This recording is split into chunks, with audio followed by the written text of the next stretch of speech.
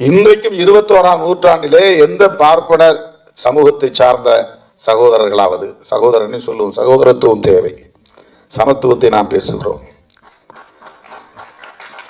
ஆடு மேய்த்திருக்கிறார்களா, மாடு மேய்த்திருக்கிறார்களா, மரம் வெட்டி இருக்கிறார்களா, நாற்காலி செய்திருக்கிறார்களா, பெஞ்சி பல பலகை செய்திருக்கிறார்களா,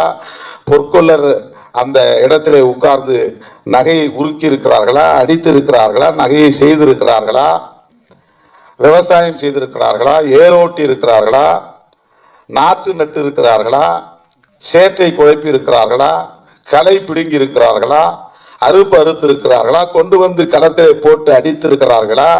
தானியத்தை தூற்றி பதர் வேறு நல்ல தானியம் வேறு என்று பிரித்திருக்கிறார்களா, மூட்டை கட்டி இருக்கிறார்களா, முதுகலை சுமர்ந்து இருக்கிறார்களா? எந்த வேலையுமே செய்யாமல் பருப்பும் நெய்யும் சாப்பிட முடிகிறது என்றால் அந்த பாதுகாப்பை அவர்களுக்கு யார் தந்தது, எது